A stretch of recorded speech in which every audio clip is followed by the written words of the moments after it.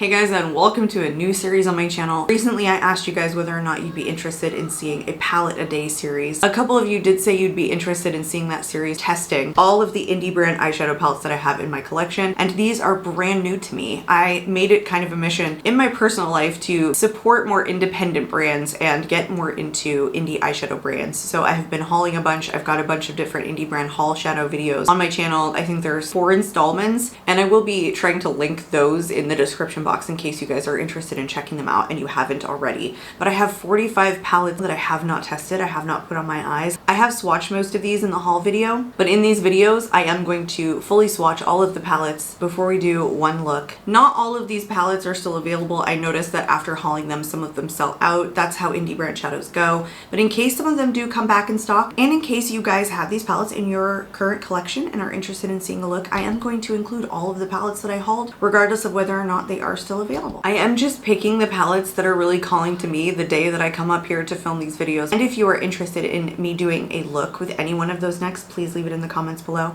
If you guys aren't currently subscribed, I'd love to see you subscribe. You guys, let's get into it. Welcome to another palette a day video. I know we are well into October, and I mentioned, I think probably in my last palette a day video, that I was going to focus on the spooky themed and fall themed palettes for the months of September, October, and November. However, Florida, as you may know from national news, has had 2 major hurricanes that have swept through the state. First, it was Helene that missed us, but we got, some pretty strong winds.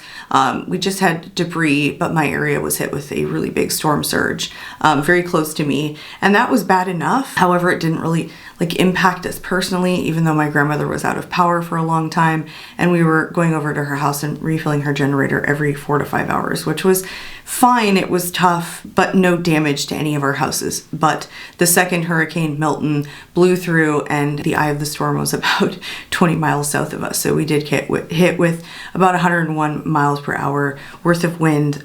We did have some damage to our pool, to our house, to our yard, but we're here. The kids are good. The house is still standing.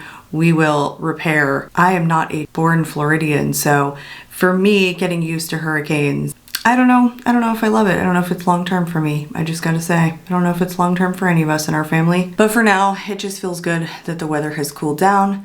It's a sunny day, the wind is gone, my kids are back in school, and the show must go on, and I'm getting to film, so it feels a little bit normal for the first time in, I don't know, several weeks. So even though I promised you guys doing fall and spooky themed palettes, I did promise one of you that I would do first the Dopey Jelly palette from Unearthly Cosmetics. So that's what we're gonna get into, you guys. We do full swatches, we do one look with this palette, so let's get into it. So this palette is still available for sale. This is the Dopey Jelly remastered version, so I don't know what the original version looked like, but this one is remastered, which I do believe was repackaged. I don't know if it was reformulated. And here is the color story on this one. This is a 12 pan eyeshadow and pressed pigment palette, so it's a mixture. There is 7 pressed pigments in here, and then 5 of them are just regular eyeshadows.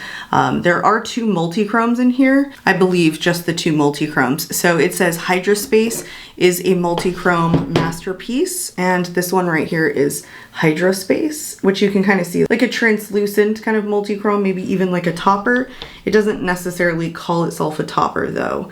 And then the other multi-chrome is Luminescence. This one right here is Luminescence, which looks like it's like purpley gold, maybe even like kind of a blue shift. Both of those shades are definitely calling out to me. Like even on the swatches online, they're definitely shades that look really appealing, but I usually never know what I'm gonna get into or what kind of look I wanna do for the day until I start swatching this guy out. So let's do that. I'm gonna start left to right, swatching these top to bottom. So the first one is Salty. I can read the descriptions because Unearthly Cosmetics does talk about the shades in here and like the descriptions of these. So Salty is a mesmerizing duochrome topper, is what this one is. So it's just a topper shade, which means it probably doesn't have a very strong base. No, it doesn't. It's like translucent, but it shifts like blue. Pretty. It is pretty. It has like little tiny sparkles in it. Okay, it doesn't say anything about Sea Space, which is this next one, which is like a duochrome, I'm pretty sure.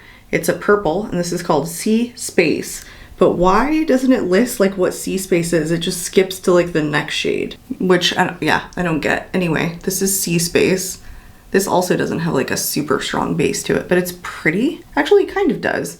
More so than the other one. But yeah, that one is really pretty actually. It's blue, but it's got like the silver reflective sparkles, which is something I usually really like. Then they do talk about this next one.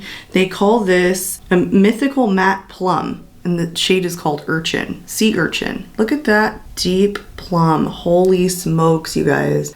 That is nice and pigmented. I really like how deep that shade is. Not all the time do they get these purples super deep. Sometimes they start coming out very light when I start buffing them out, but I think this one's gonna hold its intensity. They do list this next one. Yeah, see, I think they just skipped the shade because they're listing all the other ones. This is Hydraspace, which is a multi-chrome masterpiece is what it's called. And it looks very white, but then when you swatch it out, it's blue, green, purple. It's all the shades. It's all the shades kind of wrapped into one. It's definitely multi-dimensional, like multi-colors in it. Just not a very strong base though. Maybe throw it over a blue or something and it would look like really good.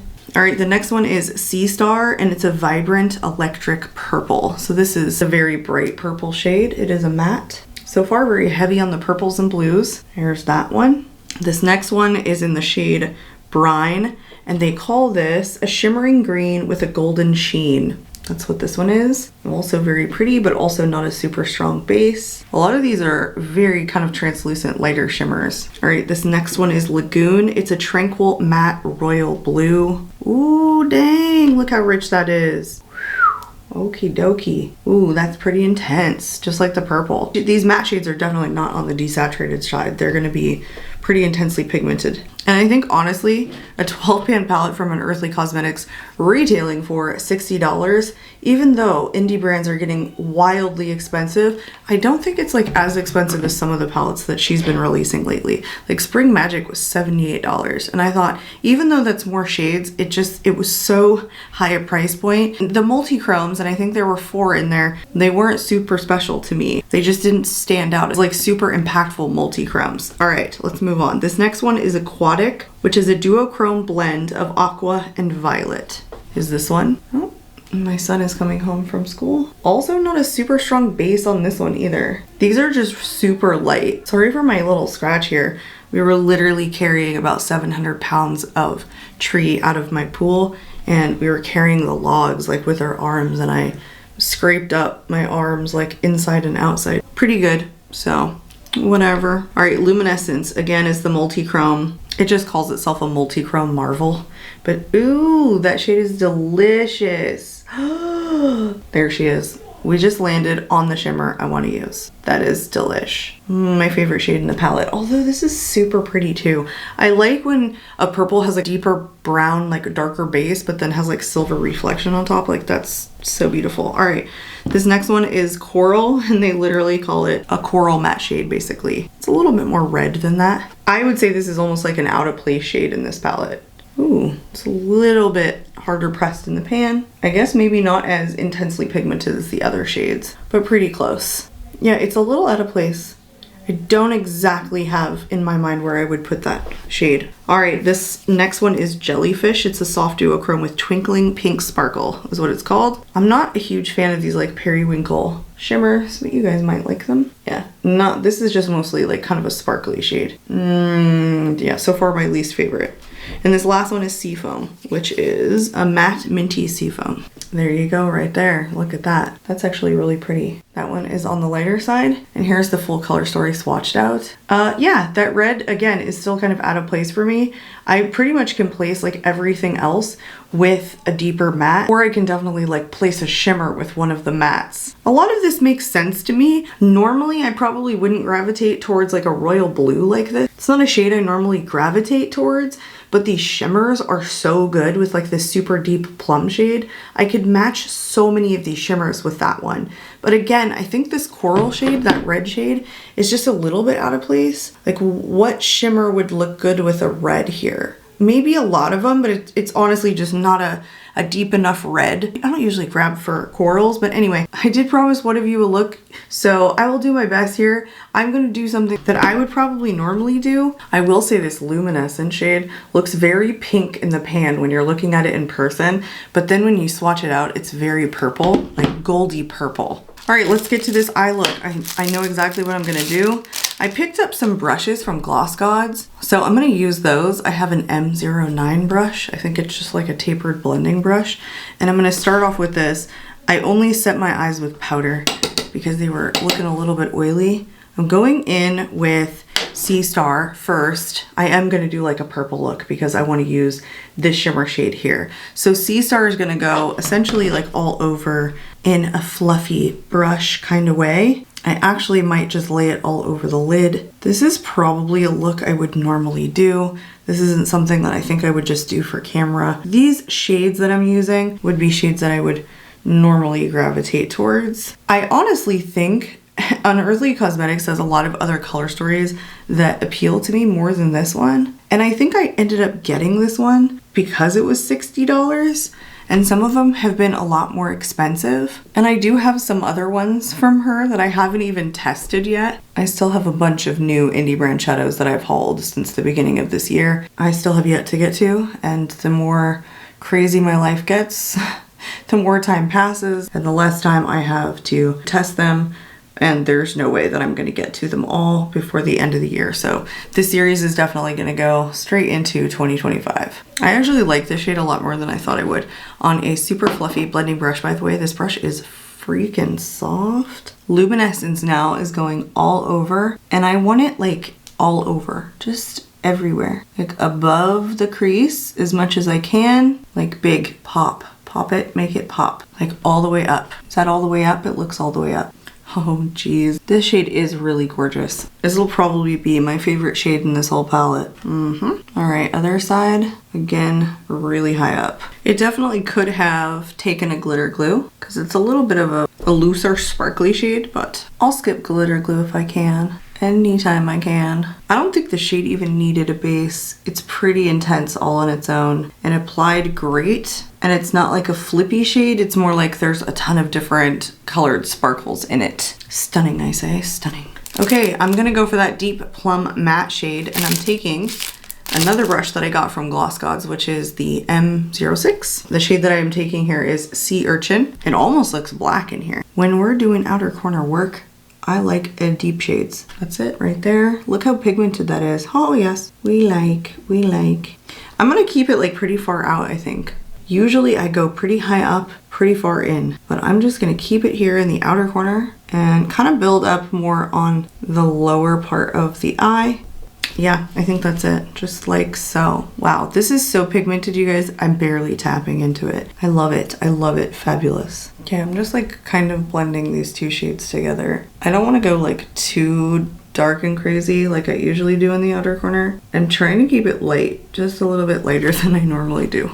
Okay, I'm gonna blend with the fluffy blending brush again. I'm ready to cut my edges. Here we go. I don't know, it's simple. I like it. We gotta finish the look. I'm gonna go do the rest of my makeup, and then we'll come back and we'll finish the rest of the eyes, talk about the palette. Okay guys, we are back. I wanted something like super cool toned. I don't like the brightness at the current moment, but I picked up like the most purplest blush that I have. Is that even a word, purplest? This is the AF94 Stick like Cream Blush in If You Dare, and I think it's perfect. It's not too much of a pink shade, which happens a lot of times when I'm like looking for purple, because I like a lot of like purple blushes I'm finding, but then a lot of times they come out too pink. So anyway, I think this actually matched the eye look pretty well. So yes, If You Dare and AF94's cream stick, like multi-use stick, and I picked it up at Walmart, and I think it's like, I don't know, under $10 anyway. Now, I do not want to do lashes today. I'm just gonna do normal mascara, but I am gonna tightline with the ColourPop BFF cream gel liner, like honestly, just a little bit. Curling these babies. All right, then I'm going into my Lawless, the One and Done mascara, because it's pretty thick, pretty volumizing. Let's do the lower lash line. I'm just going to take Sea Star, which is the purple, I don't even know, the true purple shade, and I'm gonna throw it all over like the lower lash line. I don't want anything super heavy or dark on this look for the lower lash line. I'm literally just taking this fluffy brush, same fluffy brush,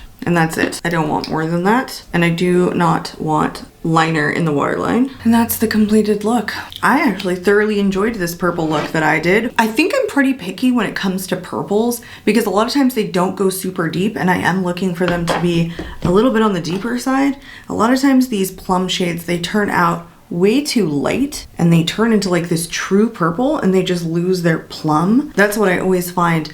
But this luminescence shade entirely transforms this look in my personal opinion. Part of what makes these purples look so flattering, I think, is that there's just like a little bit of like a purple shift with this shade. It's really, really pretty. I'm so glad that I picked the shades that I did, because I don't know. I loved the way that it looked and everything performed really well. And if you look at this, there are a lot of looks that you could come up with going down the columns. You can pair this one with this one with this one like we did today, and kind of so on. And I think a lot of those would look really good. The only thing with this palette that I see personally is that that plum shade is really the only deepening shade in the palette. The only one that I would probably use is a deepening shade. I don't think I would grab for any of the other shades as deepening shades. So I think that makes this palette a little bit more limiting, I think, for me personally, just how I like to create my eye looks. But there's nothing wrong with doing just an all over like transition shade like this and throwing this also in the outer corner and making the shimmer like the primary part of the eye look. So if I were to continue playing with this palette, that's probably what I would just do. Just work these in columns. The only thing that you don't have to like pair is these two, because they're the only two shimmers that are in a column by themselves. But I would pair this one with this one, and I would probably pair this one with that one. So you've got some more options than just pairing one shimmer to one matte. Personally, in my like everyday life, I don't grab for royal blues or mint greens very often. Coral shades probably not as much too, unless I pair them with a brown. That's typically what I would pair a coral shade with. So I think this is gorgeous, but again, I think I reach for the shades that I would probably reach for on an everyday basis most frequently. A lot of times though, in these colorful color stories that I get from indie brands, I don't always reach for all of the mattes all the time. It's mostly the shimmers I end up using, and then maybe one or two of the mattes. That's not always the case, but that's the case a lot of times. I do believe that there's enough shimmers in here to satisfy me, because not every indie brand palette that I have has like a ton of shimmers in there where I'm like, oh yeah, that was totally worth $69. Especially because I'm not always reaching for all of the colorful mattes all of the time, but you guys might be. Anyway, I really do hope that you guys enjoyed today's video. Again, if you're looking for a purple blush, AF94 was the one that I thought of, the one that I reached for first. So moving forward, I'm going to be grabbing all of my fall themed and spooky themed palettes for the rest of October and November. So if you guys aren't currently subscribed, I'd love to see you subscribe so you can stick around for that. I'm out of here for today, and I hope to catch you all in my next video. Bye guys.